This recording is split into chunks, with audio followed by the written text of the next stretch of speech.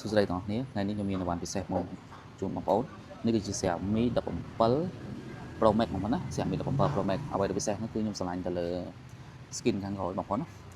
skin ខាងក្រោយនេះគឺវាមានភាពងាយស្រួលមែនតើទៅលើការថត selfie បាទថត selfie ឬក៏ធ្វើវីដេអូ vlog អីយើងអាចធ្វើចេះបានបងប្អូនណាធ្វើចេះបានហើយអ្វីដែលពិសេសមួយទៀតនេះគឺវាអាចដាក់ជារូបភាពឬក៏ animation នៅខាងក្រោយបាននេះបងប្អូនហើយទៀតស្អែកបាទវាពិសេសមែនតើហើយសមត្ថភាពនៃការថតរូបរបស់វាគឺខ្លាំងបងប្អូនខ្លាំងអ្វីដែលពិសេសនេះគឺវាសហការជាមួយនឹងលេខាបាទលេខាខាងក្រោយនេះបងប្អូនជាមួយនឹងលេខានេះធ្វើឲ្យការថតរូបចេញពី Xiaomi 17 Pro Max នេះមានសមត្ថភាពថតរូបស្អាតមាន color ដិតស្អាតដោយបច្ចេកវិទ្យាបច្ចេកទេសបាទរបស់ទឹកពណ៌របស់ក្រុមហ៊ុនលេខាបងប្អូនជាមួយនឹង Xiaomi 17 Pro Max ហ្នឹងណាធ្វើឲ្យកាន់តែល្អមែនទែនហើយនៅក្នុងដៃខ្ញុំកាន់នេះអ្វីដែលក្នុងកាន់នេះគឺមានទំហំ storage បាទ storage 512G RAM 16+6 ទៀតហើយវាប្រើ chip Snapdragon 8 Elite Gen 5ជា chip ចុងក្រោយហើយការក្តោបកាន់គឺស្អាតមែនទែនបងប្អូនណាអេក្រង់រាបស្មើខាងក្រោយរាបស្មើ design មកលយខ្ញុំស្រឡាញ់ការ design របស់វានេះបាទការ design គឺស្អាតមែនទែនហើយអាច zoom បានដល់120គុណណាមិនធម្មតាទេបងប្អូនហើយថតរូបគឺស្អាតសម្រាប់ការថតរូបថតវីដេអូទៅគឺងាយស្រួលបងប្អូនចូលចិត្តថត vlog ឲ្យកាន់ដូចខ្ញុំចាកាន់ចា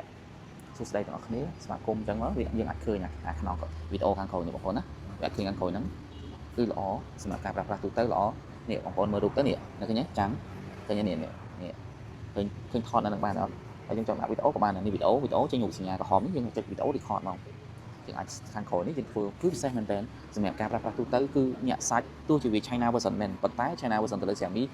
មិនមានជាអ្វីជាបញ្ហាទេបងប្អូនបើកកាន់តិចគឺដើរប្រយនេះបើសិនបាទ Xiaomi 17 Pro Max ចេញជា global version វិញណាមិនថាមិនធម្មតាទេនឹងលក់ដាច់ប៉ុណ្ណាទេបងប្អូនរូបរាងការ design ស្អាតសមត្ថភាពខ្លាំងបាទ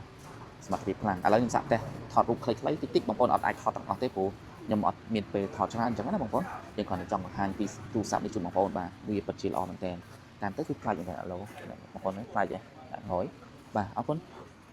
ឥឡូវខ្ញុំមកសាកជាមួយនឹង object ផ្កាមួយបងប្អូនណា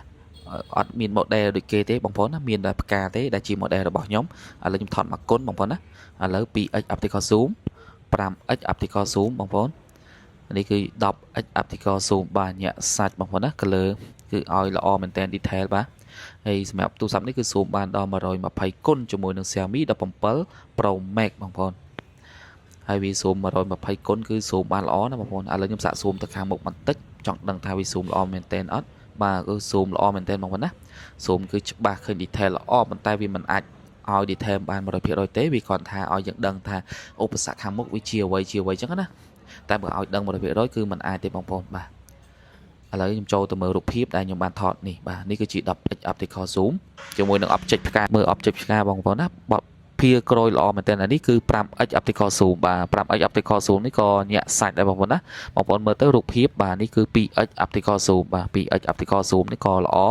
នេះ1គុណបងប្អូនណា1គុណ color និយាយចំគឺ color បែបធម្មជាតិដិតស្រស់មែនតើជាមួយនឹង Xiaomi បាទមិនថារូបភាពមិនថាការយកទៅប្រើប្រាស់ទូទៅគឺ Xiaomi ដំណើរការល្អមែនតើឥឡូវខ្ញុំសាក zoom 120គុណទៅលើ objectទៅយកទឹកនៅលើតវលគាមួយនេះឆ្ងាយមែនទែនបងប្អូនណាញ័រដៃបាទមានតែដាក់នីតិទេដើម្បីឲ្យវាថតបាទអូញ័រចាំមើលរូបភាពចាក់ស្ដែងបងប្អូនណាវ៉ាវញាក់សាច់មែនទែនបងប្អូនណាថតមកគឺឲ្យ detail ល្អបាទ detail ល្អនោះឆ្ងាយបងប្អូនណាឆ្ងាយប៉ុន្តែគឺរូបភាពដែលថតបានគឺល្អបាទជាមួយនឹង Xiaomi 17 Pro Max បងប្អូននេះគឺវីដេអូដែលខ្ញុំថតចេញពី Xiaomi 17 Pro Max ជាមួយនឹងកម្រិត 4K 60 fps បងប្អូនណាជាមួយនឹង color tone វីដេអូគឺស្អាតមែនទែនឲ្យ color ដិតស្រស់បាទ color ដិតស្រស់សម្រាប់ការ zoom របស់វាទៅលើវីដេអូគឺវា zoom បានរហូតដល់15គុណណាសម្រាប់វីដេអូបងប្អូនប៉ុន្តែមើលពេលដែល zoom ទៅគឺ background ឆ្កៀតដាច់ស្អាតមែនទែនបងប្អូនឆ្កៀតដាច់ស្អាតមែនទែនជាមួយនឹងវីដេអូដែលថតចេញពី Xiaomi 17 Pro Max បងប្អូនណាប៉ុន្តែនៅពេលដែលវីដេអូដែលយើងអាចថតនេះយើងអាចឆ្លាស់ឡែនបានណាបងប្អូនណាអាចឆ្លាស់ឡែនបាន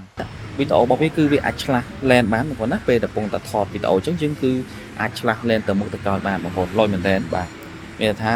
យើងថតឡែនខាងក្រោយក៏បានខាងមុខបាននៅពេលដែលថតវីដេអូយើងអត់បាច់ចំបិទទេឥឡូវខ្ញុំថតយកឡែនទៅក្រោយវិញបាទវ៉ាវលយមែនទែនយ៉ាសាច់សួស្តីអ្នកទាំងអស់គ្នានេះគឺជាវីដេអូដែលខ្ញុំថត selfie ពីឡែនខាងក្រោយរបស់